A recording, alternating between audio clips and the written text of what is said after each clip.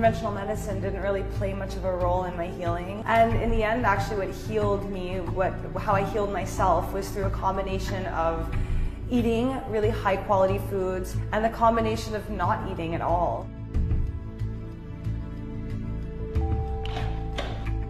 We're looking for the quick fix. You know, we're looking for that magic bullet, and this is probably as close to an easy, simple, free magic bullet that ever existed. I got more mobility change in 2 days of water fasting than I did in 3 weeks of therapy. And my therapist, last Thursday, my 4th day into it, he says, "What are you doing?"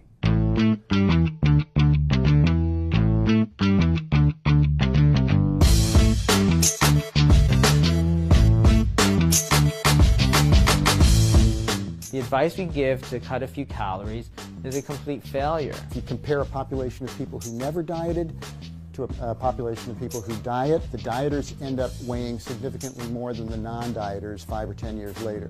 So we need to find new solutions. When someone does fasting, it's very different than when someone simply cuts calories. So when you fast, you can look at studies and you'll see that the basal metabolic rate does not go down nearly as much as the calorie restriction. There's always a sweet spot for everything. If you fast for too long, we'll say if you go out more than, say, even 10 days, your metabolism will slow. And that's what happens to people if they try to cut calories for a very long period of time. Their metabolism slows, and when you start refeeding, you will regain the weight and regain it very quickly. There's a difference in fat. The fat that you carry around the waist is much more dangerous for you. This study was just published last year. So if you look at truncal fat mass, caloric restriction versus alternate daily fasting, the fasting was 6 times better at getting rid of the dangerous fat. My plan is to do a 7-day fast. In 9 days, I've lost 18 pounds. I went 7 days and I've lost 20 pounds. I thought, no way could I go this far and not be hungry. Lots of people have noticed the past couple days how thin that I look already. And I'm on day 21 of my 21-day fast, and I've lost 33 pounds. Your mind is more clear. You're actually going to be more alert, you're going to have more energy and more time. We've been skiing for 3 hours, and I haven't eaten for 6 days. I feel plenty energized. Woohoo! I feel like I'm almost on vacation by not eating.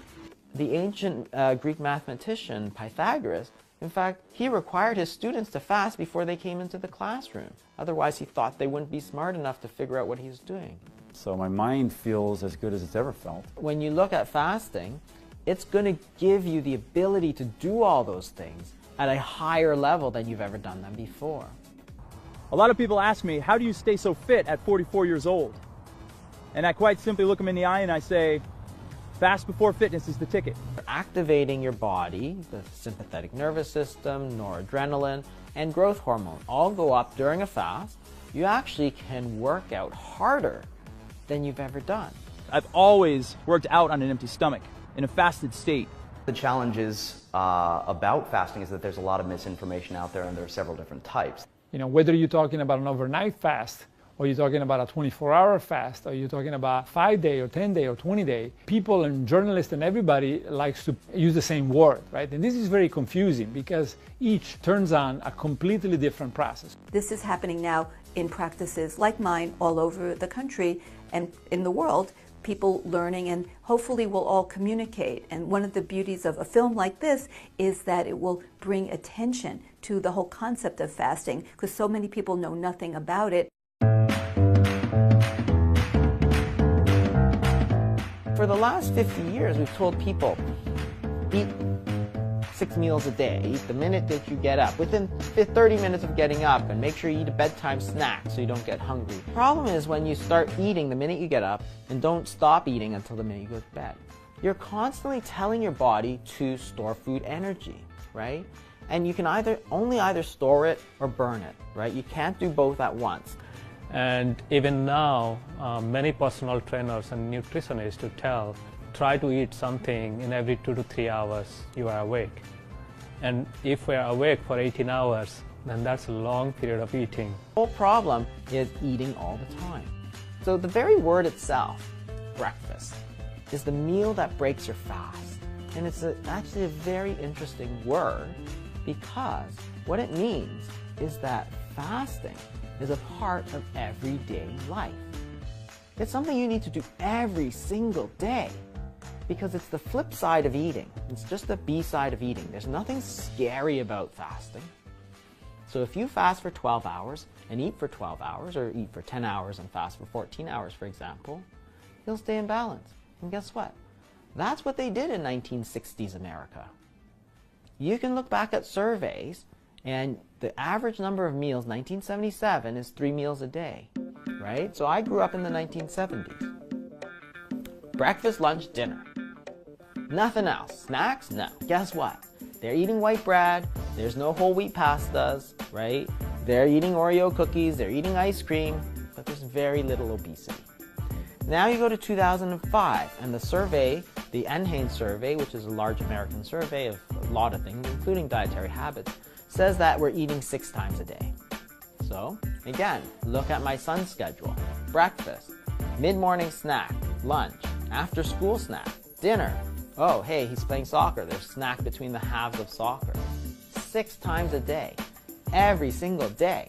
So he's giving his body instructions to store fat every minute of that waking day. And then we wonder, why is he gaining weight? Well, it's no mystery. You're eating all the time. We would never even consider starting to cook until 7:30, and we'd usually eat around 8. We might get home and eat at 8 or 9 o'clock and have a big meal at 8 or 9 o'clock. And it was a grazing after dinner that was going on. But it's the length of time that you let your body kind of burn that food that you've taken.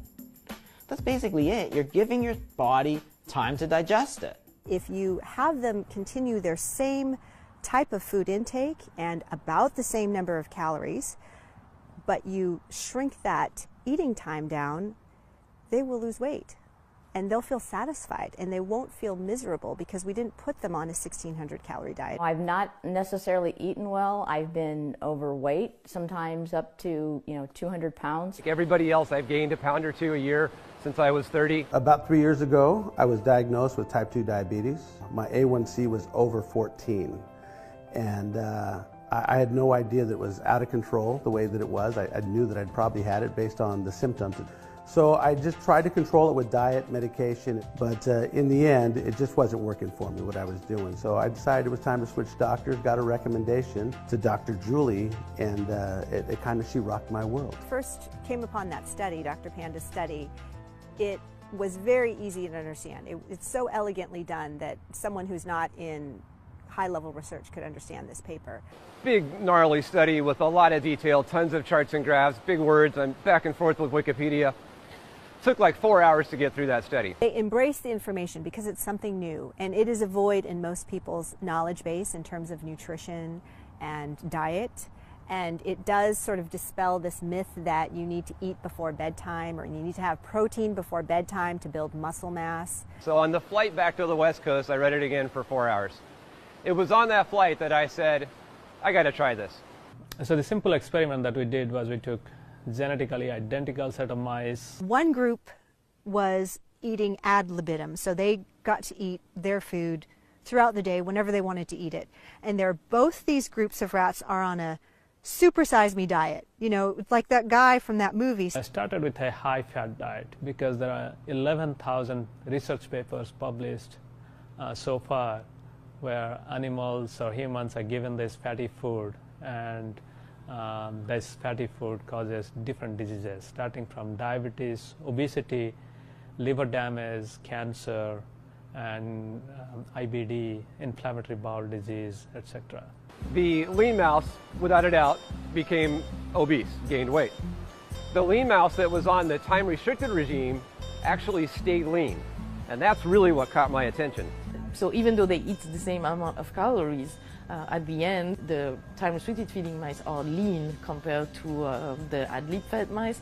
And they could stay progressively fitter, and all they had to do was change when they eat, not what they eat. Your body needs a daily fasting period, and that eating erratically and kind of eating all over the day takes away from our body's natural rhythms to say this is when we eat, this is when we rest, and it's hitting a manual override button. We work with the circadian rhythm. Our bodies are on a clock, basically, which is aligned with the 24-hour rotation of the Earth. The circadian rhythm in turning on and off of more than 10,000 genes is the largest regulatory network that we know that exists in humans. Circadian rhythms in the liver, the pancreas, and the fat cells get tremendously disrupted when you eat late at night or when you eat for more than 12 hours during the day. So if the liver clock tracks when we eat, then forget about light dark. What we have to be more careful about is when we eat and when we fast. And we have to stay in beat with Earth in order to be healthy. So we really should stop eating by 7 p.m. at the latest because our pancreas goes to sleep. Just before you wake up, somewhere around 4 a.m., growth hormone, adrenaline, and so on all get pumped up. You're basically activating yourself for the day. So for all those people who say, oh, you have to get up and eat because you're not going to have energy, like your body has already prepared you for everything you're going to do. You don't need to do it again. And so during the day, we need to be able to go out and hunt and get our food and do all those kinds of good things. So we need access to energy. We need to be able to metabolize energy quickly. And we need to be able to make sugar as quickly as possible. And we also need to be able to oxidize fats for energy. So at night, we can't absorb the fat and the salt and the sugar. Your body just takes it and shoves it right into a fat store. In the evening, once we get ready for bed, our body switches to another mode, and the circadian rhythms for processing energy go down, and the circadian rhythms that help with the repair of the body, finding cancer cells, renewing all of the bodily systems kick in, and those are the strongest during the night.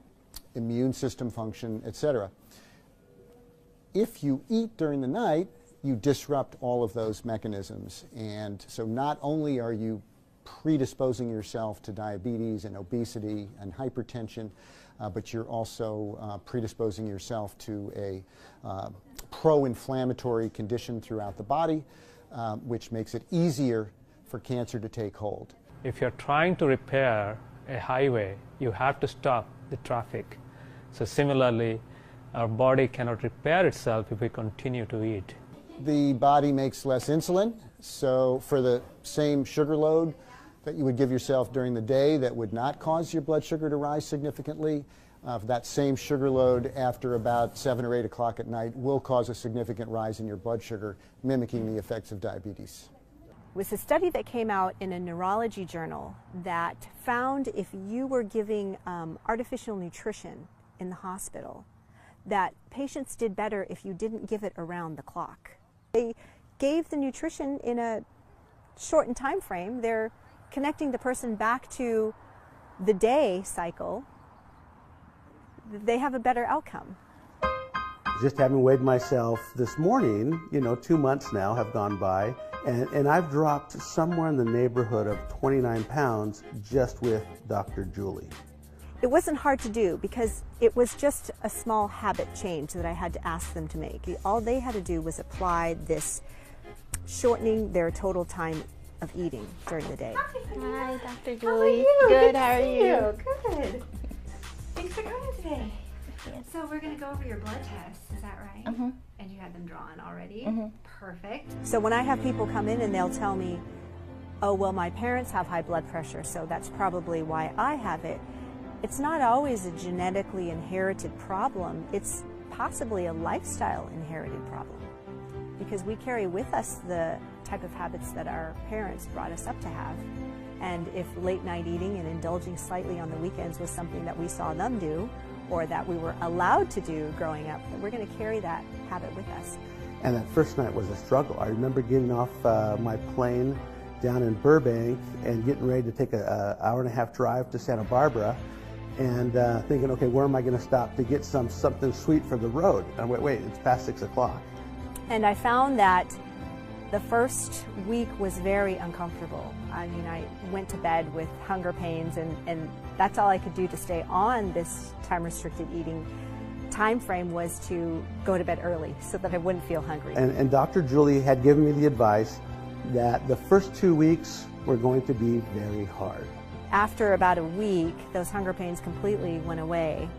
And she was right. But I was glad she shared that because it prepared me. And then after that, it was no cravings. So it was really strange, but cravings for food later in the evening just went away. Your liver tests look fantastic. In fact, they were lower than they were before. the Okay, previous I'm time. glad. Yeah, so your fatty liver is completely reversed. You have totally normal liver enzymes. Okay. And you did it purely by just lifestyle changes. Within a couple of months, you can have reversal of fatty liver. You can start seeing blood sugar changes in less than 2 months. I mean, it's like better than medicine. Deborah was a new patient to me. My concern is that I've been told I should take blood pressure medicine to control my blood pressure. Her one fear was being on a blood pressure medicine for the rest of her life. Yeah, I think it had gotten in the 150s and 160s. And her blood pressure was running in the hypertensive range, so she was running over 140s. Just didn't like the side effects. I was falling asleep at the wheel. And she was given the recommendation of trying to just restrict her eating time to about 11 or 12 hours. And 2 weeks later, she came in and her blood pressure was normal. 120s to 130s systolic. Blood pressure read, I don't know if you have it, there was 126 over, yes, it hasn't been that for a while. And she came in again a few weeks later and her blood pressure was normal again. It's like your daily medicine. These medical conditions, we should be thinking about them as really symptoms, right? I mean, it's really not a medical condition because it's totally reversible. You noticed a sleep improvement with adopting this lifestyle change over some of the other things you had tried before. And a much sounder sleep. Yeah, so that's interesting because I hear people bring that up to me. Essentially, she's not a hypertensive patient any longer. I located Dr. Julie Weishatzel and I said, I really, really need to get this weight under control. It's out of control. She said, would you be interested in participating in a study? Trying to do now is to expand this study. That original study was done in 150 adults in San Diego.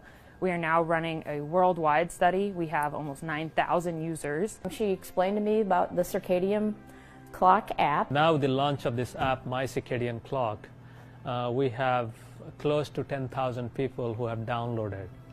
I downloaded his app. And so I went through the process of taking pictures of the food that I ate every day, and then also making sure that I fasted for a minimum of 12 hours, each night, like with dinner being at 6 o'clock. First 2 weeks, we ask you to log everything you currently do. And then at the end of those 2 weeks, you get a summary of everything that you've done. It's kind of shocking to see how much you forget, and when you look back and have the hard evidence, it's really helpful. Using that app is really, to me, much more useful than using something like Fitbit, because you're going to maximize your circadian rhythm, and all of your organs run on circadian rhythm. I think one of the exciting things that we've seen is that people are pretty able to adapt to this style. If you say you can still have that piece of cake, but you just can't eat it after 6 p.m., people are a lot more open to that, and they'll adjust when they eat their types of food and say, okay, you know what, I can have it in the morning. Within about 8 months of about a 12-hour fasting window every day, I found that my triglycerides had gotten well below any number I had been able to achieve previously, and I also found that my A1C had also fallen to the lowest point it had been in years. I realized so much benefit so fast. In the first 90 days, I lost 11 pounds, and in 180 days, I lost 16 pounds. I'm trim anyway. I was 153 pounds when I started. As I got through that, I wrapped myself around the mantra of don't change what you eat, just change when you eat. So I actually might have started eating worse. So I could have confounded the study a little bit by eating worse because I felt like I could eat whatever I wanted and I was getting good results. I wasn't dieting. So after that study, I met with Sachin and I asked him about that, and he kind of chuckled and laughed and said, no, Bill, don't eat whatever you want, but do control when you eat. My blood pressure was elevated. I was on medication for high blood pressure as well as for cholesterol. The past year, since using time-restricted feeding, I've lost 20 pounds My blood pressure is excellent, and I'm no longer taking a statin drug. Implementing time-restricted feeding is an easy first step to take. It has no cost, it has no side effects, and it feels so much better than taking medication. In 2004, I decided to take a personal challenge and I was going to try a triathlon. I tried a half Ironman. So that's a 50-mile bike ride, a 1.6-mile swim, and it was a 12.1-mile run. My performance has degraded over the years to where I'm doing just sprint triathlons. That's 1/4 of that half Ironman. You would have thought that I would have progressed to actually doing the full Ironman. So I haven't.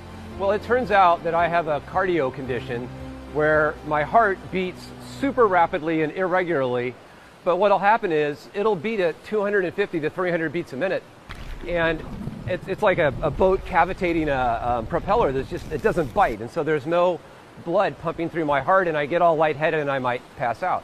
It can happen anywhere. And so I've progressively been doing shorter and shorter distance triathlons. At the end of the study, it was allowing me to run longer and harder, to ride farther and faster, and to swim longer and more smoothly. And so I felt like this next triathlon, I'll see how I do. And I went ahead and I signed up for the Olympic. That's a double sprint triathlon. And so the interesting short of it is no cardiac problems, completed the Olympic triathlon. If you can just implement that first portion of it, then the rest of the healthy changes will come along. When you put the mice on the treadmill, very well like you would do for a human treadmill, they run much longer when they are on time-restricted feeding than the ad-lib-fed control, suggesting that there is some cardiovascular benefits to time-restricted feeding. I'm up in the morning, I feel like I'm alert quicker than I have been previously. I would say that obesity is probably the single major largest challenge in America these days in terms of overall health and chronic disease. The category of people who are very obese, and they're not necessarily consuming significantly more calories. Oftentimes these people have some difficulty sleeping through the night, and so if they're getting up later in the evening or early in the morning, they'll just go and have a snack. They'll have something to eat or something to drink. That actually increases their total eating time to much greater than 15 hours. In fact, they may be eating 20 hours a day. Flying back on the plane, I'm reading the study, I'm starting to understand what's going on. There was a third group of mice that was really interesting. They had a control group that was 5 days on the time-restricted feeding regime and 2 days off. And so the idea is that might mirror our 5-day working schedule and our 2-day off schedule. So I wanted to try whether you could party on the weekend. So I had one group of mice that were only on time-restricted feeding during the weekdays, but then they would have full access, so 24 hours access to food during the weekends. So we call this the 5T2A regimen for 5 days on time-restricted feeding and 2 days of ad-lib, starting on Friday night. Good news is there's no difference between being 7 days in time-restricted feeding or only 5 days on time-restricted feeding, at least in mice. So if you're mice, you can party on the weekend. All of healthcare should be embracing this. We should be using this. We're really not telling people what to eat, we're telling people when to eat. I think that this could give us an excellent way to initiate a long-term and effective treatment for obesity. Even if you eat healthy foods after 7 p.m., you actually push your body, you push your pancreas, your beta cells, and you actually become more inclined to develop prediabetes and diabetes. When we compare the high-fat diet-fed animals and the ones that were on time-restricted feeding, there was a massive difference. Basically, the ones on time-restricted feeding, they don't have this type 2 diabetes problem anymore. From what I've seen, when someone adopts time-restricted feeding, that's all they need to do. That's all they need to do to completely reverse this hyperglycemia, to completely take them out of this pre-diabetic state. I had one woman who was running pre-diabetic for 2 years. We had her follow time-restricted feeding for a few weeks, and her blood sugar came back normal, absolutely normal. We tested her again a few months later, and her blood sugar was again normal, as well as her hemoglobin A1C. And that hemoglobin A1C is a marker for your blood sugar over the past 3 months. And so for her, the burden of developing diabetes was completely lifted. She didn't have to worry about that disease entity anymore at all. Diabetes is completely off the chart. Metabolic syndrome is off the chart. We can't solve that with drug interventions. But a cultural change where we learn to eat in that window that we were at before, that seems kind of doable. It's the kind of thing that a group could start. You could teach children in school. We could observe that at home. We could walk the talk. And that might make such a big difference on a national scale that it actually moves the needle. If physicians are more involved in helping people make this lifestyle change, I think it will be an overall cost savings for just medicine in general, because we're going to be spending less on medication. We're going to be spending less on disease. You know, that Super Size Me guy should do his whole routine again. You know, he should do his whole eating that Super Size Me diet, but under a shorter time frame. And I wonder if he'd have all those, health effects.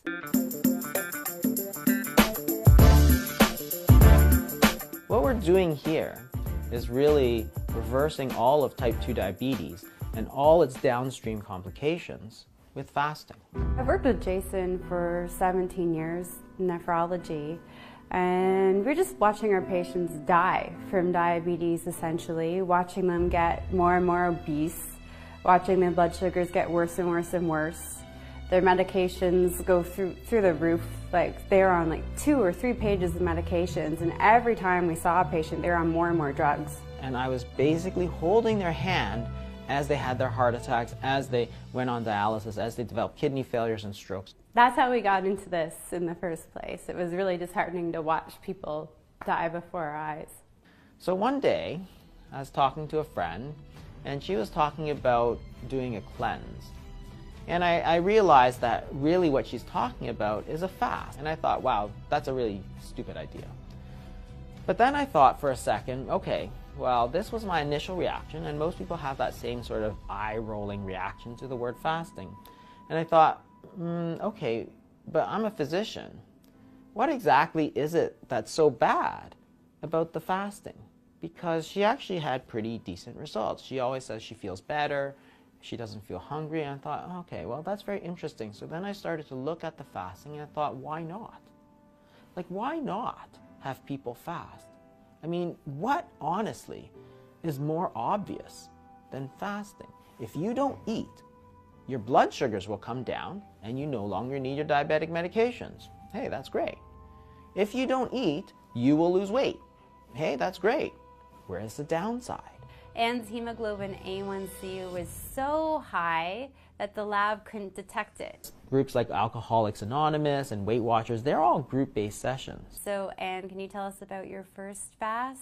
They're not individually counseling sessions because you're losing a very important support structure there. Yes, Dr. Fung said 7 or 14 days. So that's one of the lessons we've learned, and we've gone to these kind of group sessions. In the beginning, it's a pain in the butt to get over that, the first 2-day hump, and then after that, it's really easy. It seems really easy, and I can't believe I'm not eating. So I stopped at 10 days. Since then, you haven't touched insulin. You haven't needed to. If I went Monday, Wednesday, Friday, but then you're going through those hunger pains, where your stomach's growling, you feel like you get ravenous, like you could eat a horse. Yeah. What reading did you get this morning? I got down to 6.4 in the morning, yeah. So I started intermittent fasting about 5 years ago. Within 6 months, I had reversed my hemoglobin A1C from 6.4% to 4.6%. I was diagnosed with fatty liver disease when I was 12. In 6 months, no more fatty liver infiltration. Another thing that I was diagnosed with when I was 14 was polycystic ovarian syndrome. And I would go to the hospital all of the time from cyst rupturing and it just being so painful. You couldn't bear it. About 6 months into fasting, everything sort of regulated.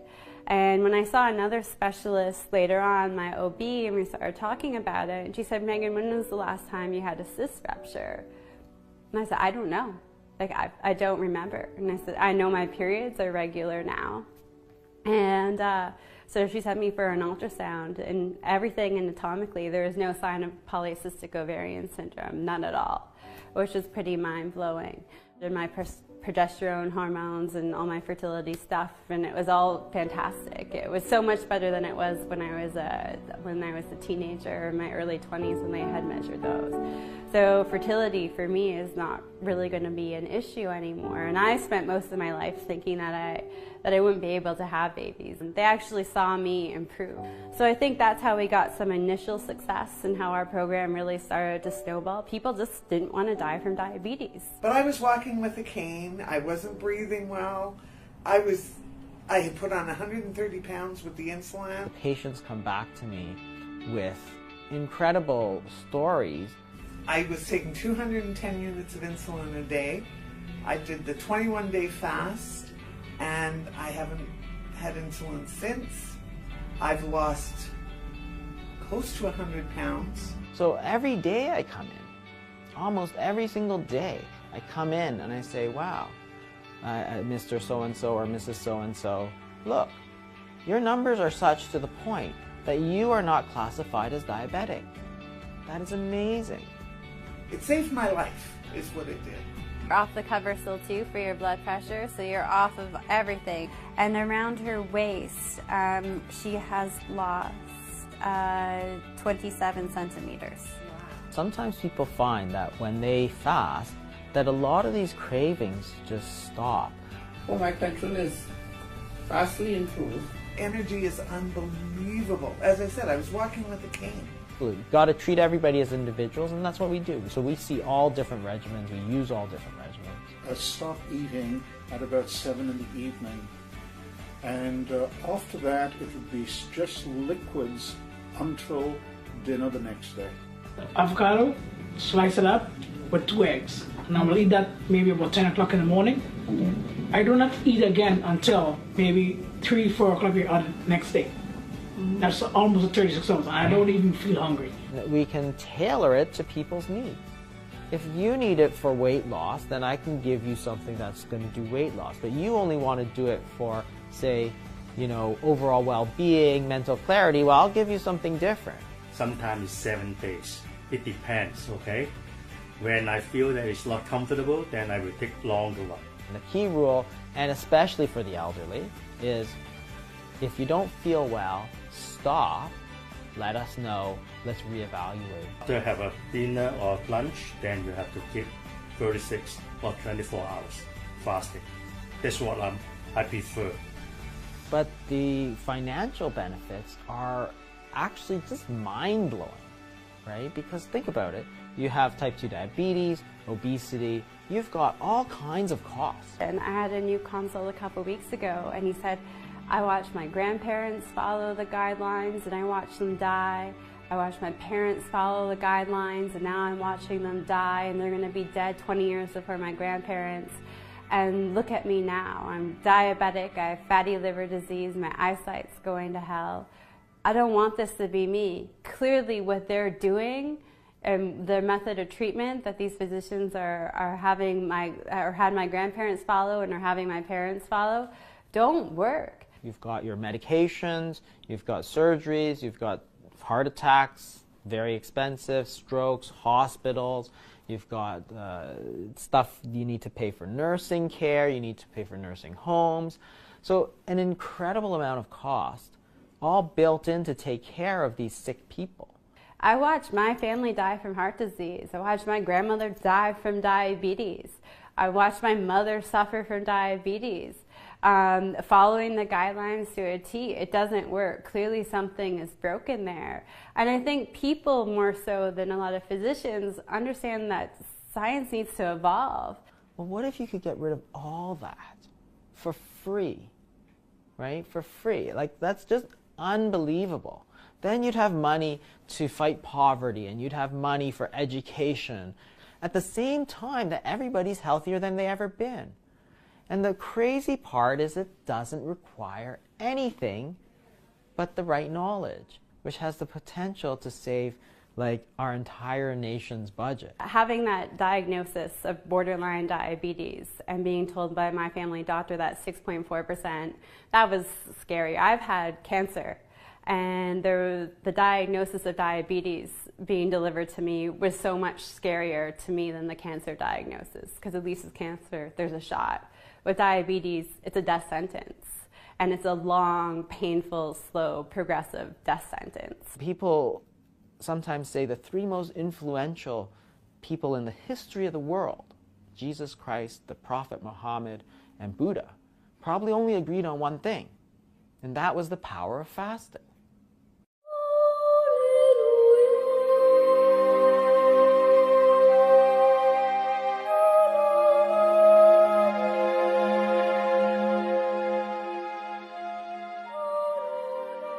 Fasting is an essential part of our Christian faith. Christ taught it by his own example. He also commanded his disciples to fast. When they were trying to help other people out and they weren't so successful, he said these problems are only resolved by fasting and prayer. The scriptures teach us that there's some miracles cannot happen without fasting.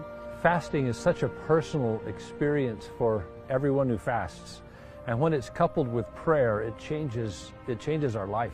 I truly believe that fasting can change people's heart. In the scriptures, from ancient times to the present day, we read about those who fasted, and in the process of fasting, they changed. I was living in Peru, and I made a decision to go to my mission. My father didn't want me to go. It was for safety reasons. The country had a lot of terrorism problems. So when I went to talk to my stake president, he counseled me to fast and to pray and then to talk to him. So I did. I fasted and I prayed, and then I went to talk to my dad. We cried together, and he told me that, well, let me go to my mission and that I will have his support.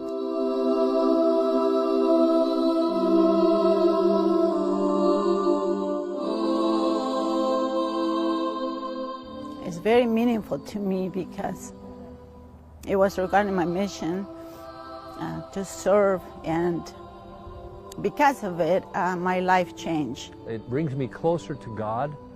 I feel spiritual strength coming to me. Temporal blessings come from it.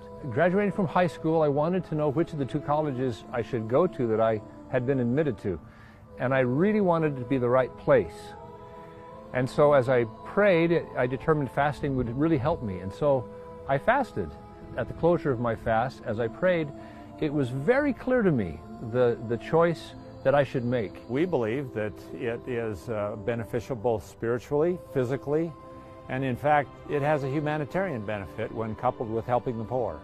A greater compassion for those who are in need and a greater desire to serve them comes from fasting. We learn from the ancient prophet Isaiah that God introduced fasting to the children of Israel. He even said, "This is the fast that I've chosen," and then goes on to say that its purpose is to deal bread to the hungry. We fast once a month for a period of 24 hours, 2 consecutive meals. And monies that are saved from that fast are donated to the poor to help them with all sorts of humanitarian needs. Not enough money to pay the electric bill. They don't have the food necessary for their children, for clothing, etc., to help them get themselves on their feet so they can become self-reliant. Every person has the opportunity to fast, and even the poorest among us sometimes will fast and give what they can in order to help their brothers and sisters. There is 7 billion people in the world. If we all did this, we would end world hunger.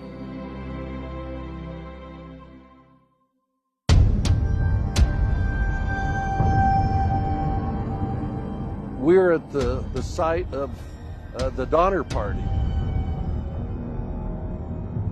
There were over 80 individuals. They ended up in Truckee Meadows on Halloween of 1846. And it was right around this spot where they got completely snowed in.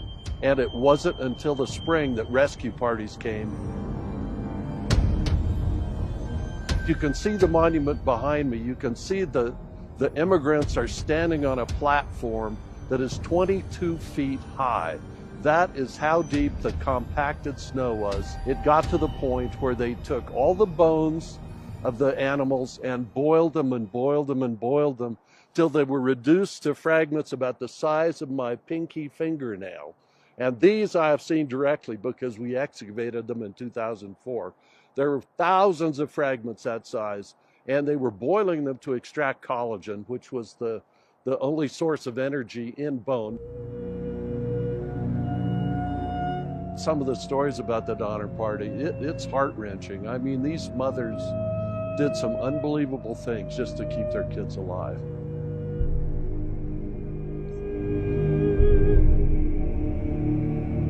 They started utilizing a little bit of human flesh, and that helped sustain at least half of them until the rescue parties came in the spring. When it comes to cannibalism, when the body starts breaking down, shutting down one system at a time, eventually you reach the point where you do things that you ordinarily would never consider. Once the body is starved of nutrients, once it's utilized muscle, bone, and fat stores, then things start shutting down. The organs of high growth priority, they are maintained until the end, and you might be able to imagine what those would be. The heart continues to beat, you need that. The lungs continue to inhale and exhale air, you need that. And the hind and the midbrain continue to function because they control breathing and respiration and everything else. But interestingly, and this is what surprises people, the sequence that things start shutting down. When you say you would never eat human flesh, that is because you've never been faced with that dilemma, because starvation basically impacts the rational part of the brain. And the cerebellum, the part of the brain that focuses on survival, that's still going, the limbic system. But the part involved in thinking is not going. So, you have to have been there to understand what these people went through. So it pretty much started with very turbulent teen years. I was 14 when I first moved in with my boyfriend. I was heavily into the kind of drug party scene, like drinking a lot of alcohol, all that kind of stuff. I spent a lot of nights like up partying in bars with fake IDs, drinking, not eating properly, subsiding on processed food. Eventually developing septicemia when I was about 16. It started from a really bad case of pneumonia. About 24 hours later, I was in the hospital on intravenous antibiotics for swollen meninges of the brain, septicemia, multiple organ failures, and severe chronic disease. My chances of survival were actually only 40%. Something changed, and it was probably a combination of everything that went on, but I remember leaving the hospital and I wasn't the same person. Any happiness for life was gone. I was very apathetic and depressed. I seemed to be really struggling to believe in a positive future for myself, and self-conscious and a lot more introverted. All of this sort of made me begin focusing on what I felt I could control, which is what I ate, how I looked, how other people saw me. And I think I used, obsession with my body and controlling my intake as a way to be accepted, feel connected to the world and the environment, to be a part of something, to feel home somewhere.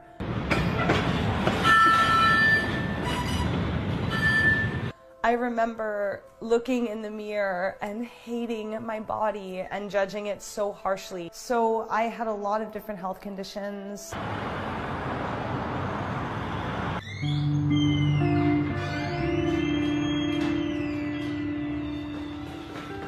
My main conditions, I was dealing with autoimmune thyroid disease, extreme hypothyroid, and a thyroid goiter, so it was actually very difficult to swallow and eat food. I had gastroparesis, so really slow stomach emptying, and chronic stomach inflammation and gastritis, probably from years of an eating disorder and antibiotics and all that stuff as well. I had really bad irritable bowel syndrome and chronic inflammatory bowel disease. So I was bloated all the time, a lot of pain in the bathroom, more than anybody should be. And my most painful condition by far, and what actually prompted me to start my YouTube channel, what I really focused on at the beginning, was one of the top 3 most painful conditions that exist, and it was interstitial cystitis.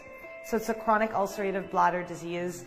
And it's, you know, the symptoms are a lot of urgency, burning, pain, but you have no life really. You know, you're kind of housebound and living in your bathroom in a lot of pain. This is where I lived for 2 years. I was a prisoner in my own bathroom, and I had my identity stripped by my eating disorder. I really didn't have a life at all. I think the problem is when you do this fasting, basically you're simulating the same kind of situation that impacted the Donners. And if you take it too far, it's exactly what I was saying before. The body starts shutting down. Anorexics fast all the time. I mean, some people may justify fasting. If they have an eating disorder, they may say, well, look, fasting is fixing all these other medical problems. We know that eating disorders are medical and biological. If we're talking about a brain-based disorder, maybe fasting will fix my eating disorder. Well, anorexics fast all the time. It makes their disorder worse. Bulimics purge food in a number of ways. Self-induced vomiting is the one that people think about, or misuse of laxatives, which actually does nothing to get rid of calories, by the way. But the other thing that bulimics do to purge is fast. So both bulimics and anorexics fast, and it makes their disorder worse. It does not fix it. We did see that in the archaeological record, you know, bulimics. You know, remember in Rome they had the vomiteria, where they would eat and gorge themselves and then they'd go throw up. I think that the Romans and the vomitoriums that they would have was sort of a different phenomenon. That was much more of a social activity where people would go and overindulge on purpose, and then they would vomit in order to continue to be able to do that.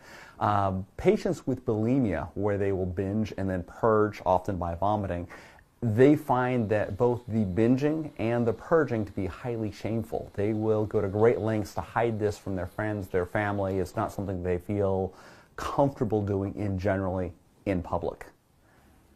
I remember the first time I actually purged, and it wasn't with intent. I literally had eaten what I thought I shouldn't after a long time of anorexia, after many months of really starving myself to the point of insanity. And I remember I was so hungry, I couldn't, I gave in. It was like a physiological survival urge I couldn't ignore. And I was so anxious while I was eating that I felt such an upset stomach, like it felt like I was doing something so wrong. And afterwards, I mean, I ate until I couldn't breathe, like I couldn't control myself. It was just, I was like, my body needed it. And then I felt so worried and panicky that I was going to gain a ton of weight, destroy everything I had already done. I sort of came in the bathroom really frantic and scared. I sort of leaned over the toilet bowl, and I was so painfully full that just the act of leaning over, I mean, food practically came up itself. And it was so painful coming up. It was like fire lava just shooting out of you. And at the same time, I was flooded with this sense of relief. Like it was like I could get rid of all the shame. I could get rid of all the pain in my life. I could just be back to the way I was before. And then I would feel really panicky and shaky, and I would wonder if anybody heard me, and I would be afraid that I smelled like vomit, and I just felt really dirty and really disgusting, and I wanted to pretend the whole thing didn't happen. So I would rush over to the sink and just put so much toothpaste on my toothbrush, and I was so afraid I had like splatter on me. I just felt so disgusting, I guess, you know, on such a deep level. And then I would sit in the bath for, you know, a long time, and I would just run the hot water over my hands and splash my face and just feel really ashamed and embarrassed, and hope that nobody ever knew that I did this, because it felt like the most despicable thing on planet Earth. When the recovery battle began, I was 145 pounds and 6'3". And now I stand today at 188 pounds. I just have maybe an inferiority complex, if you will. You know, I was bullied as a young kid and going up through high school, and it always made me angry and it made me mad, and it felt like if I could work out harder and if I could watch my diet even tighter, that's a way to like get back at everybody. And it caused me to have very bad social anxiety. It just led me to a life of isolation because I was afraid that I was going to eat something that was unhealthy, or I was afraid that I was going to smell something and want it and not have it, and I would feel massive anxiety. So I would just talk myself out of not going to these places. So I came home for Thanksgiving one year, and my brother handed me this packet that said orthorexia on it, and he threw it at me, and he said, "You have this."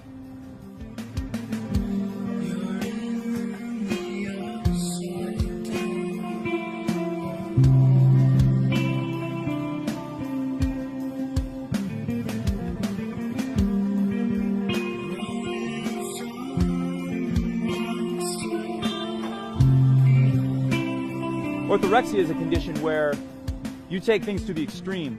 I specifically remember tracking my calories and burning approximately 1,800 a day and consuming only 1,400. And if every day came where those numbers were reversed, I would get so depressed and angry it was unbelievable, and I had to super compensate the next day to make sure that I was burning more than I was consuming.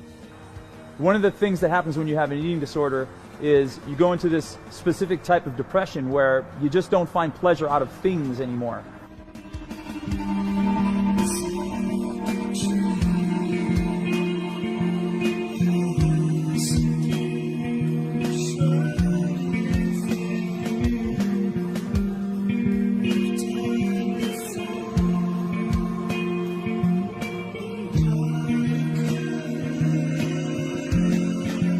The only thing that I really found pleasure out of was exercising in huge amounts and working out really hard and restricting my calories and seeing how far I can actually push it or stretch it. Emotions were all over the place. To say life became a struggle is putting it lightly. I wouldn't go as far as saying that I was suicidal, but I definitely had given up on life and I did not want to live another day.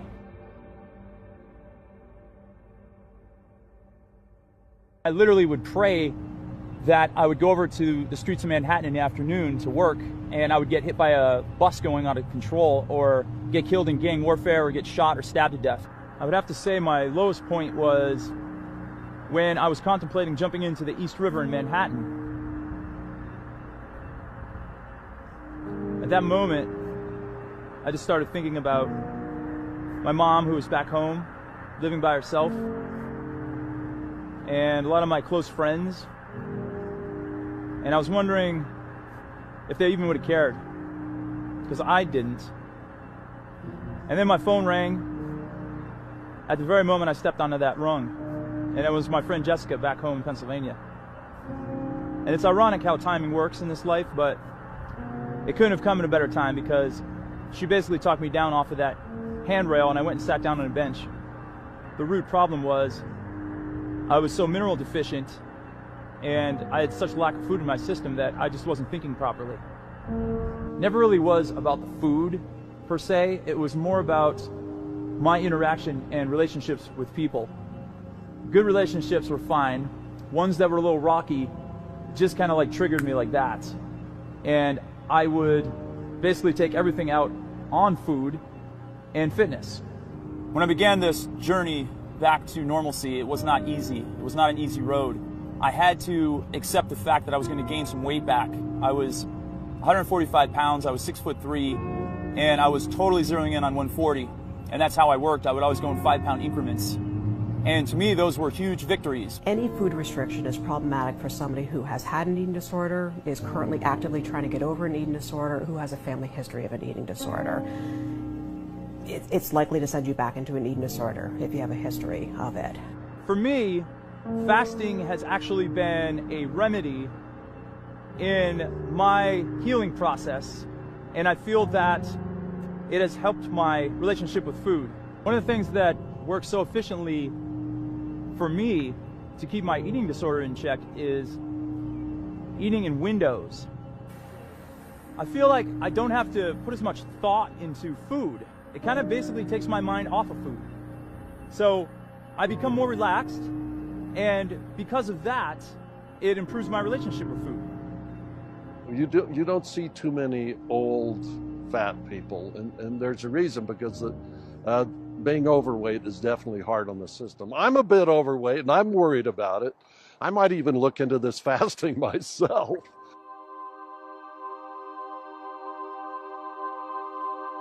There's essentially two forms of fasting that are being advocated currently. The intermittent fasting, which is essentially intermittent feeding, which you narrow the feeding windows, or you may restrict calories on 1 or 2 days or more a week. These can be done safely, often on an outpatient basis. But medically supervised water-only fasting is a little bit more complicated. It does require supervision. It does require a contained environment in order to ensure a safe and effective experience. So when we talk about the long-term water-only fasting, that's done at facilities like the True North Health Center, where people are able to undergo physical exams, laboratory monitoring, be in a controlled and contained environment. And in that type of a setting, fasting can be done, even prolonged fasting can be done safely.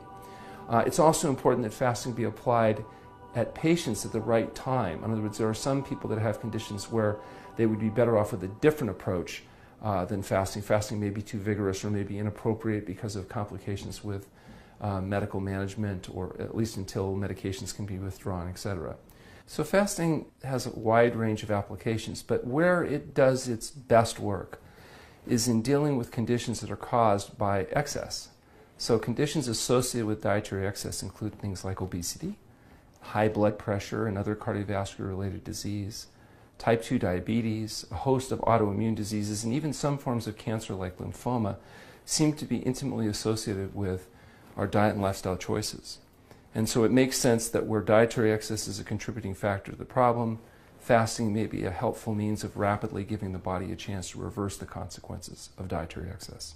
In 1994, I had a head injury, and when I regained consciousness, I had a terrible headache. And prior to the accident, I had been a practicing dentist.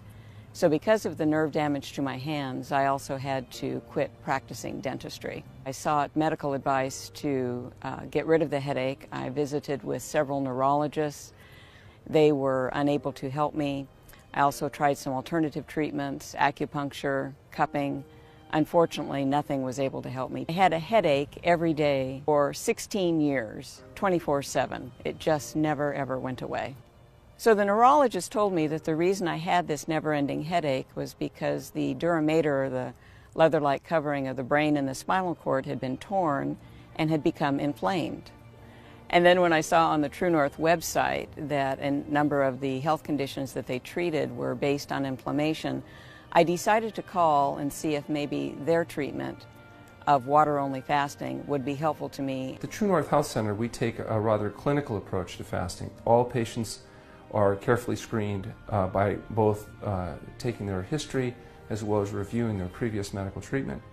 He was very honest in saying that they had never treated a patient with this particular problem, but he thought I might have a chance. When I initially came to True North, they asked me how long I wanted to fast. I didn't know I had a choice in that. I just thought they would tell me. Fasting protocols here at the True North Health Center can range anywhere from 5 to 40 days, depending on the patient and how they respond. Not everybody or not every condition has a stereotypical amount of time that's associated with its optimum outcome.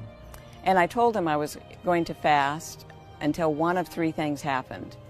Either the headache went away, or I could not fast any longer, or all of the doctors got together and said for my own safety I needed to quit fasting.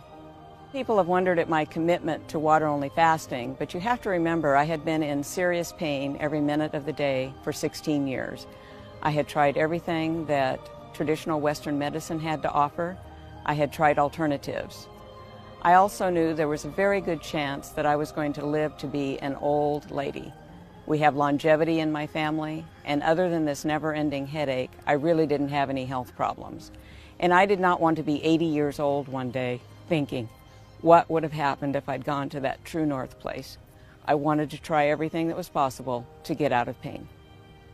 So I started fasting. The doctors come in twice a day. They're monitored twice a day by staff doctors during their fasting experience, where we're taking vitals and monitoring their conditions. To check on you, to make sure you're doing well. And every day it was the same question, how are you doing? And every day for 18 days it was the same answer. I didn't have any change. I still had the headache. But then on day 19 I woke up and I thought, uh-oh, something's wrong. I didn't know what it was, but it was really scary because something was wrong. And I decided I'm not moving out of this bed until I figure out what it was. And I've got to say it took me about a minute to realize what was wrong is I didn't have a headache anymore. I had forgotten what it felt like not to be in pain. And that lasted for about 5 minutes. And then I went down to tell Dr. Goldhammer. And if possible, I think he might have been more excited than I was. He kept saying, it's amenable to treatment, it's amenable to treatment. So I went through that whole day wondering, because the pain had only been gone for about 5 minutes. Then it came back, and I wonder if this will happen again tomorrow. The next morning I woke up and I had no pain for about 10 minutes. And every day thereafter I had a little more time without pain. But almost even better than that was during the afternoon and evening, my pain was decreasing a lot. When I first got to True North, they asked me what my pain was on the 0 to 10 scale. And my answer was, it's about a 6 to an 8 all of the time, with the exception of those rare moments where it kicks up to a 10, when I truly could not move, when it would stop me in my tracks. And after day 19 and the pain started to reduce over time, it finally got to the point in the afternoon where I was down to a 1 or a 2. You just can't imagine what a blessing that was. And finally, on day 41, I woke up. I had had a whole day without pain. The doctors wanted me to quit, and I was ready to quit fasting. So on that day, I had a full day without pain for the first time in 16 years.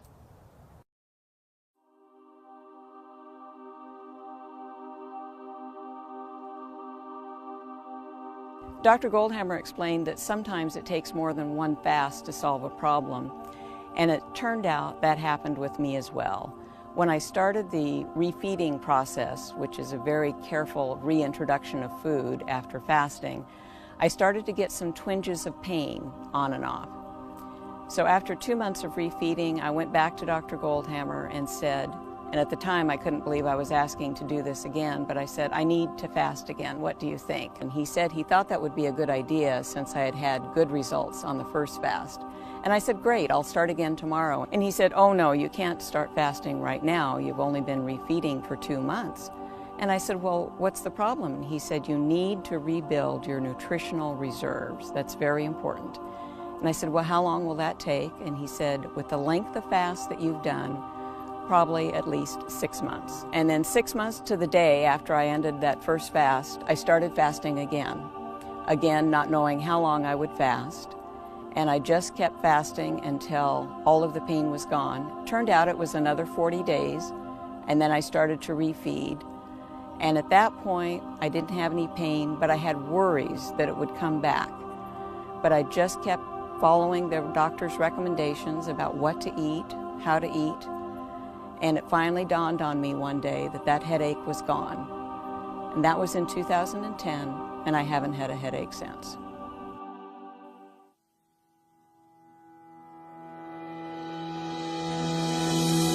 Well, I found out about True North through one of the talks that Dr. Goldhammer gave to our medical school, and I remember seeing him and thinking, I definitely need to do an internship there. We have an opportunity for doctors to train in the use of fasting.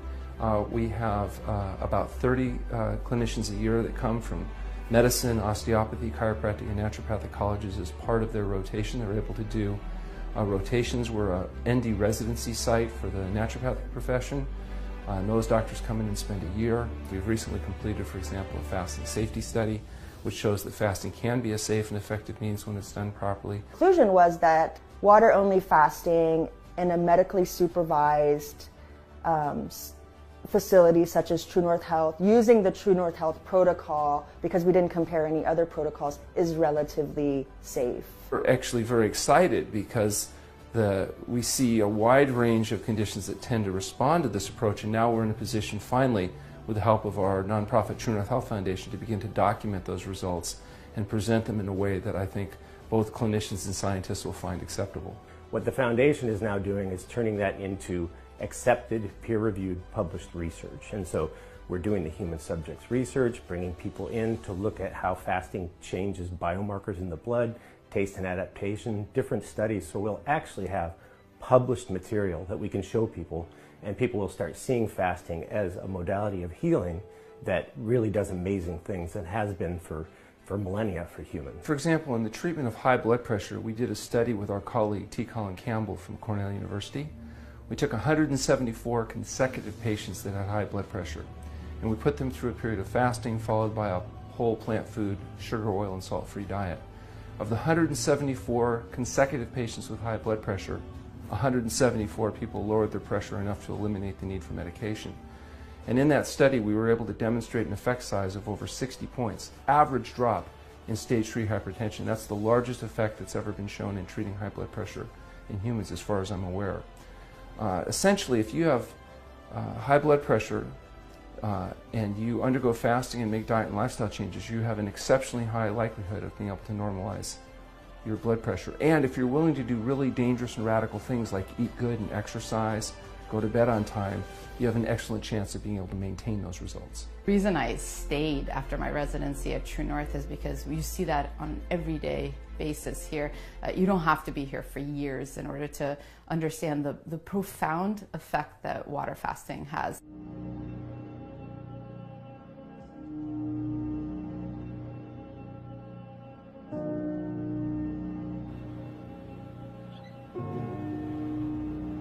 If someone is going to fast for a day or two, most people in the United States are going to have absolutely no issues with that. We have plenty of fat reserves, we can do that. It is important to make sure that people are getting adequate amounts of fluids during that, because dehydration can be very dangerous. I think what's happening right now is that a lot of people are improvising. If someone's going to go and say, as you mentioned, a 21-day fast, that is something that I think should actually be monitored, that people are doing well. So fasting and refeeding cycles are extremely powerful, probably more powerful than a powerful cocktail of drugs. And so when you eliminate the doctor, you eliminate the registered dietitian, you eliminate something that is being clinically tested, you're now really putting yourself in a very dangerous position. And it could be that it's not very dangerous to you today because maybe your immune system is fine, you're not taking any other drugs, but maybe 2 years down the road, you try it again, now all of a sudden you're immunosuppressed, or you have a viral infection, or you're taking a drug for diabetes, or you're taking another drug, and now together they become very problematic, like the infection now could become a lethal infection, or the insulin. Now we know some of the people that have died in clinics that do fasting have died from a combination of insulin and fasting, right? So something, and even when I talk to diabetologists, endocrinologists, and I say, oh, your patient could die, immediately their answer is like, come on, this is not possible. These are doctors, right? These are experienced doctors. They don't realize how combining drug with fasting can turn two very innocuous things into something that can even be lethal. For example, metformin, very safe, very widely utilized. Well, metformin happens to be a gluconeogenesis inhibitor. And guess what? Fasting requires gluconeogenesis. Now you take a blocker of gluconeogenesis and something that requires to survive. If you don't have gluconeogenesis refers to the liver making new glucose. If you block it on one side and you require it on the other side, you can see you have a very problematic situation there. And now think about the fact that 100 million Americans are either diabetic or pre-diabetic, and so all of them are eligible. So 1 American in 3 or so is eligible for metformin, and pretty soon will be on metformin. You see how now the combination of fasting or the improvisation with fasting could be extremely dangerous. This was the scariest thing that I've ever experienced, and I really thought that I was going to lose my life at one point.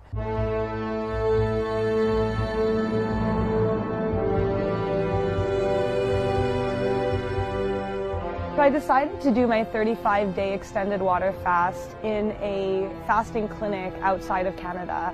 I was fasting alongside other people, about 30, 40 people I think we were in total, and it turned out actually that there was a significant issue with the water.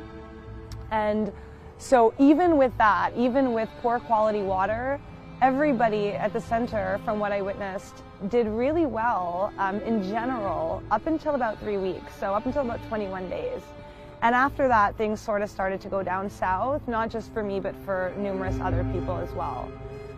By about day 26, I was really instinctively, I felt a powerful urge to end my fast, and I ignored that urge. And by ignoring that urge, I got really sick. My roommate almost got raped, There was a guy with psychosis who slit his wrist and had to be rushed to the hospital. It turned out he had hyponatremia. So it's where your sodium levels crash so much that your potassium levels skyrocket and you actually go into a mental psychosis. One girl was so dehydrated, she went to the hospital and had to be on IV, and the other girl almost died.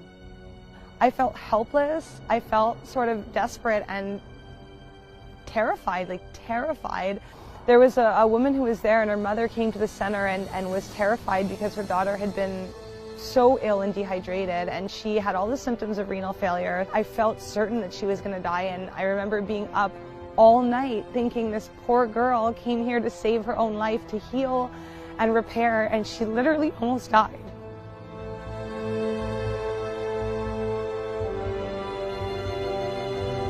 Her mother took her to the hospital against our fasting supervisor's directive, and she was told that she was in such bad renal failure and so dangerously dehydrated that they weren't sure she was going to make it. What I discovered a little bit late is that it's very important to research a fasting facility and make sure that you're in the care of people that really can medically supervise you, make sure everything's okay. When things turned for me on day 28, I was really fearful for my life. I actually snuck in to use a computer at a time when we weren't supposed to.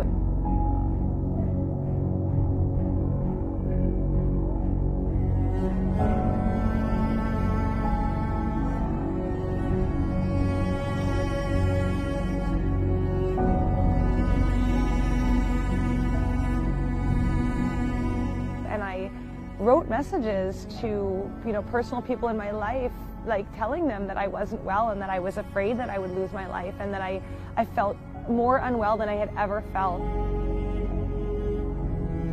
Because I fasted too long and didn't get appropriate care, I think, what ended up happening was I had a lot of health problems. I had something called moon face, extreme inflammation in my face. In my whole body, I had edema and water retention from how dehydrated I had been, how off my electrolytes were. Weight gain, I gained a lot of weight, about 30 pounds actually, or 28 pounds in 2 weeks. As soon as I started eating salt, even small amounts of cooked food, it took me 2 years of eating regularly and nurturing my body and trying to tough out all of these symptoms. I now, 2 years later, am finally completely feeling like myself again. I look like myself again. Fasting needs boundaries. I almost killed myself through extremism with my eating disorder and all of my misuse of food. And then I healed myself through the right modalities, finally brought myself back to health with moderate and balanced intermittent fasting, juicing, eating healthy, developing a healthy relationship to food, and then took it a step too far again and did extremism and almost died again with my long water fast and making myself sick for an additional 2 awful years, only to then find balance again, to finally again go back to a moderate way of just intermittent fasting, getting the benefit without extreme. Fasting needs boundaries.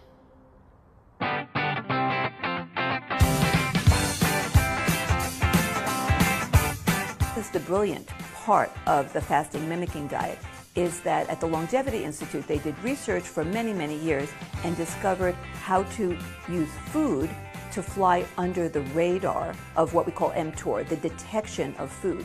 So you're actually eating food, so your body sees food, but your brain sees fasting. The NCI, the National Cancer Institute, gave us the funds to do that, and we came up with a fasting mimicking diet that is as effective as fasting, as water-only fasting. It's 5 days, but the 5 days of eating the fasting mimicking diet gives you the same benefits as if you did a complete water fast, nothing but water for 4 days. And we call it fasting with food, which is a fascinating concept.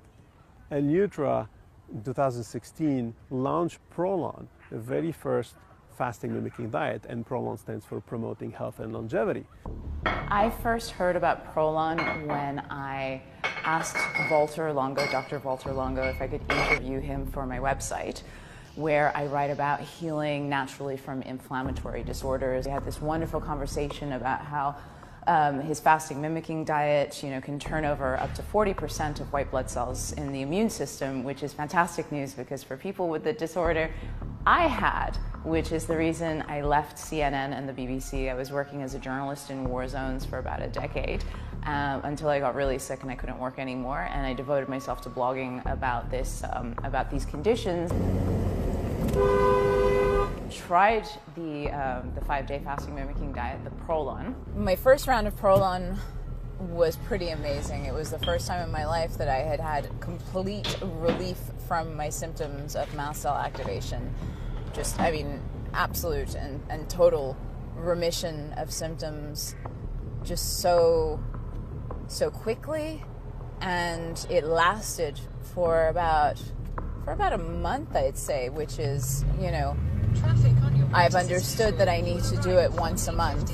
I was diagnosed with a very rare, only 10 to 20% of all cases are this type of cancer, with a very rare and very, very aggressive, it's called triple negative breast cancer. Coincidence, I had just arrived in LA, thankfully, because I was told that I could join a medical trial for their new fasting product, which is called ChemoLeave.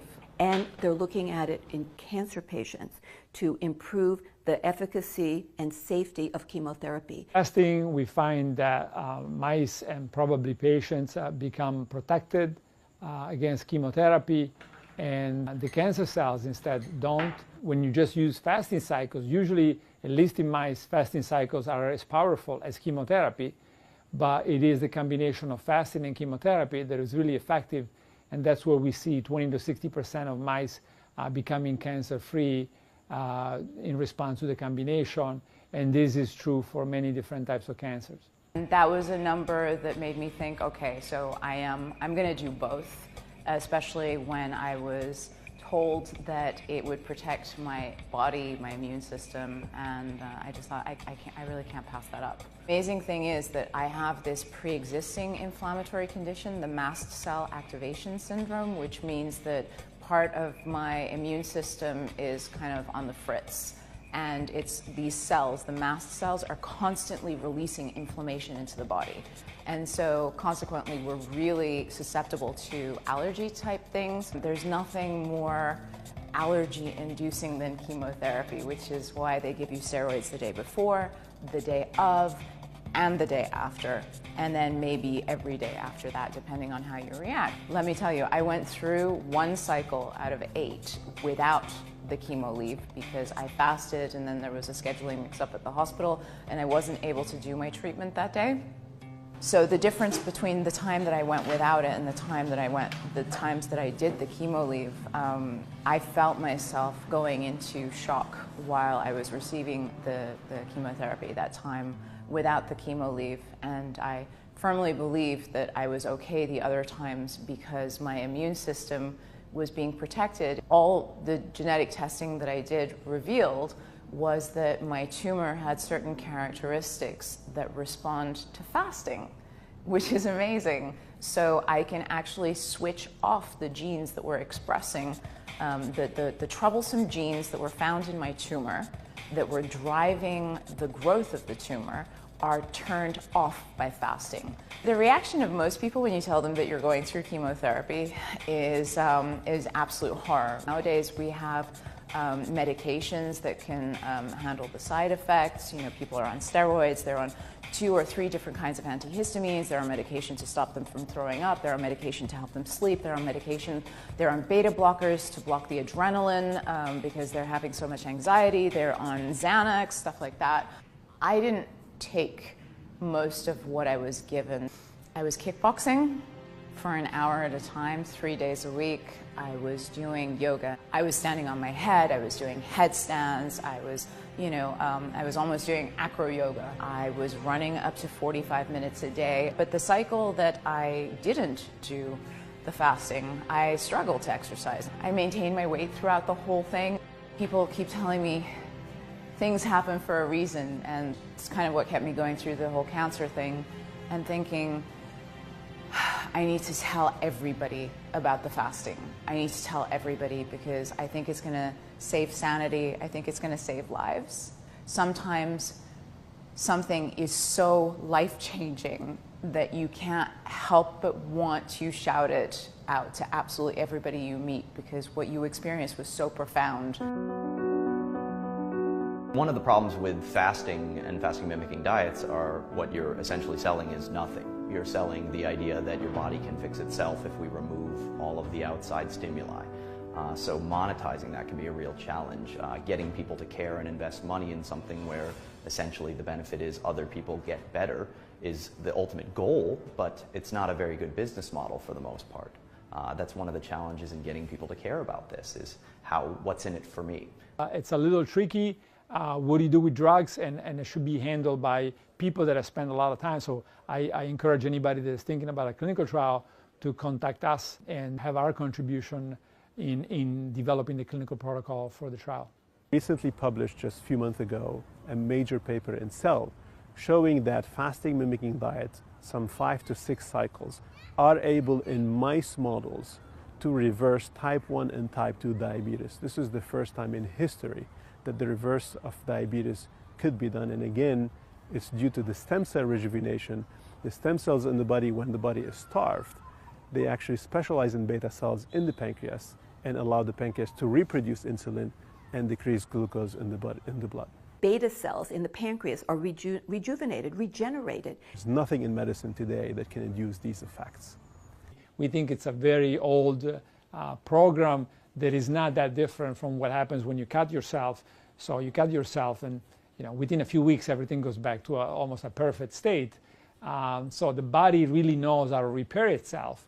Is that probably fasting has always been used as a way to get rid of bad cells, turn on stem cells, regenerate for tens of thousands of years. And now in the last 100 years or so, we eat so much all the time. And most patients that we talk to have never gone more than a day or so without food. So it turns out that once you get to about the 3rd day of not having any food, then your body has to go into action. After 2 days, either on a complete fast or a fasting mimicking diet, now the body starts really entering a starvation response mode. The body then starts shedding elderly cells and cells with DNA damage because these are consuming calories, they're not doing their job right though. And then the body starts pushing the stem cell, the young, cost-effective from a calorie standpoint cells, pushes them to actually replace those. And now you have new cells in the body replicating and taking action. This is what we call part of the rejuvenation in the body due to the consecutive or longer period of fasting, what we call today prolonged or periodic fasting. In terms of stem cells, you will not stimulate stem cells, you won't get brain-derived neurotrophic factor increase unless you fast for at least 3 to 4 days. You need to realize that stem cells are the repairman of the body. They're all over your body, and they're constantly working to repair little bits of damage that happen every day. But think what would happen if those stem cells stopped doing their job. And that's what happens in a lot of patients who really aren't living a healthy lifestyle, is those cells can get hurt, and they're not doing their job, so injuries stack up.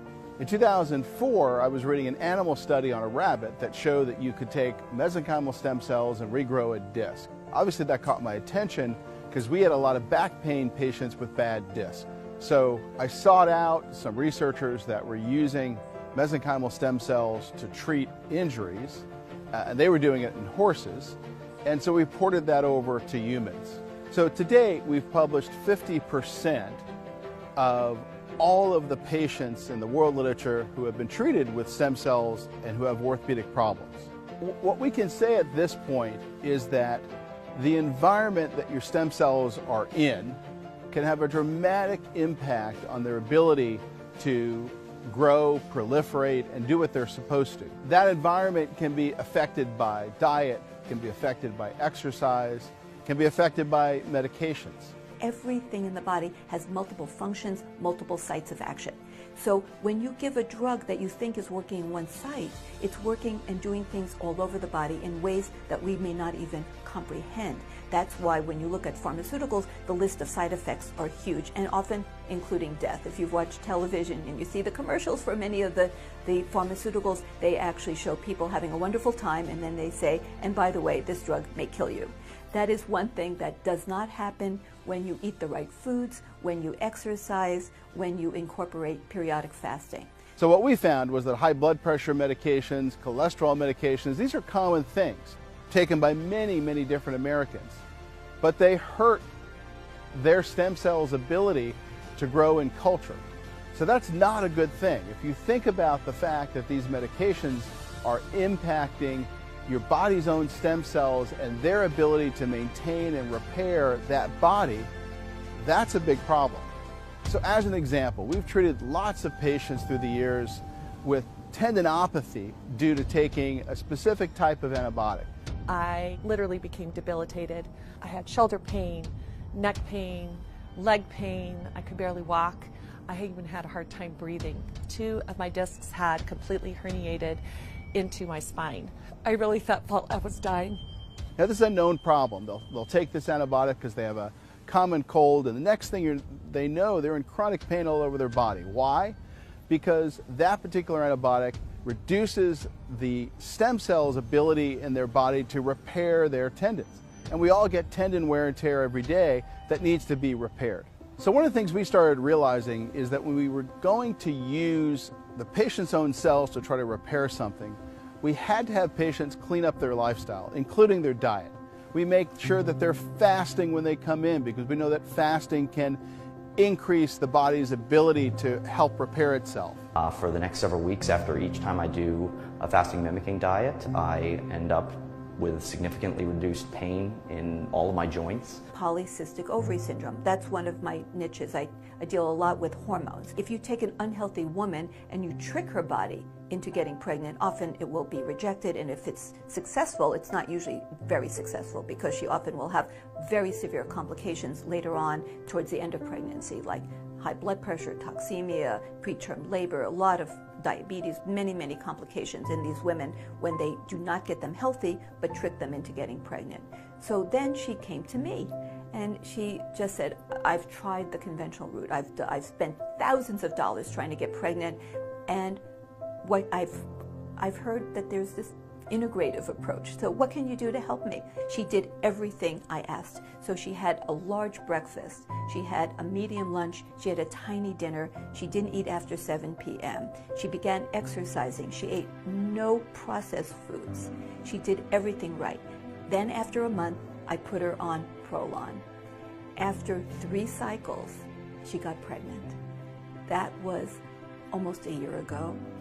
And she has recently delivered her baby. She has a beautiful, healthy baby. She's in her late 30s now. She's been trying for all these years. Depending on the therapeutic use, you have to really understand this and use it to your advantage. So for example, when we do it for metabolic syndrome, diabetes, and cancer, we do between 4 and 5 days of fasting together with various therapies. That's sufficient. When we look at autoimmunities instead, we go to 7 days. Why do we do that? Because we now want to do more destruction of damaged cells, the autoimmune cells in this case. So if you do a shorter fast, you're not really going to benefit that much because you don't have enough time to destroy the damaged cells, and also you have less rebuilding using the stem cells, right? So this is why it's so important to understand the mechanisms behind it, and for each purpose, really using a different fasting-based intervention. I was working on a documentary for the BBC, What If We Could Stay Young Forever? We were looking at diet and exercise and lifestyle. I met Dr. Walter Longo to talk about his work, and it was at the time he was preparing for his clinical trial and suggested that I might like to be one of the volunteers in that trial. So the trial involved what is known as a fasting mimicking diet over 5 consecutive days, and that was repeated 3 times. One of the things that our large clinical trials have shown is that at the very least we know that fasting mimicking diets are safe for the average person. Probably the number one thing that I noticed is weight control. For the past year, I have prescribed Prolon diet to about 120 or 130 patients. A lot of them come to me saying, I tried all the diets and I can't lose weight. Well, I tell them, well, let me prove you wrong. Let's try this diet and you will see that you will lose weight. All of them have lost weight. The other things we saw is that you do have to train the body. It's a little bit like working out. If you just do this once for 5 days, you'll get a lot of the benefits. Quite a bit of weight loss, a number of other metabolic markers may be affected as well, but you will eventually return to normal if you make no other lifestyle changes over the period of the next several weeks to months. If you do this consecutively for 3 months in a row of 5 days at the beginning of each month, we see that you maintain a much more significant amount of the benefits over a much longer period of time. I find Prolon to be a breakthrough in the care that I give to diabetics. Ideally, once a quarter is about what appears to be the kind of set point to keep that sort of cellular muscle tone, as you will, to keep the body in shape for nutrition. Dr. Longo actually did a study where he did 2 groups of mice. One group they both ate the same total calories during the study. One group had fasting mimicking mixed in and then overate, and the other group ate the same amount the whole time. And the group that overate with fasting mimicking diet was still skinny, and the other group of mice was obese. So it is really about training the cells how to use nutrition. You can take in even potentially less good for you foods if your body is in shape, and it'll do the right things with them. People say they've lost up to 8 pounds a week. They have more energy, they feel better. I've been trying to convince this patient for months and months, maybe a year, to try to give up his soda. It just took 5 days with Prolon for him to stop. This is the brilliance of the fasting mimicking diet, that we get to harness our inner powers to heal while simultaneously enjoying food. So what could be better?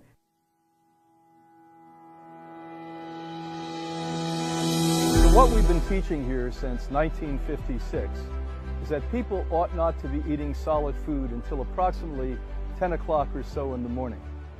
We wind down in the evening. Ideally, you don't eat after 5, but the latest would be 6 or 7 o'clock at night, providing you go to bed then 3 hours later. Now, this is something we've observed with hundreds and hundreds of thousands of people for over 60 years. This is no longer a theory or a philosophy, and the scientific community now has validated what we've been observing in a clinical setting. So all of our guests here are encouraged to do at least a 1-day-a-week fast. I had the privilege of directing one of the most renowned fasting clinics in Europe, in Sweden.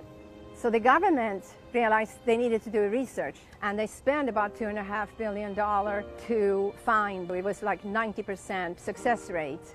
And we actually got certified. And by doing that to us, any physician that thought, well, you have an inflammatory problem, because fasting was definitely something that worked as an anti-inflammatory with arthritis, rheumatoid arthritis, and gout, and asthma, emphysema, psoriasis, eczema, you name it, everything just about under the sun, and diabetes, cardiovascular, obesity, Crohn's, colitis. Then actually 80% of their fee would be paid by the government. So this was back in the mid-70s and ran until beginning of 80s. It disappeared when a new group came into the government. The problem is it wasn't replaced by something that was even better. They didn't have 90% success rate.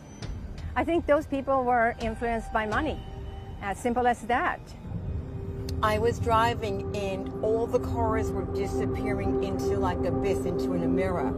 And the white lanes were going up and down. And my head was pounding so bad that I felt like someone was taking a crowbar and pulling apart my head. I pulled over on the side of the turnpike.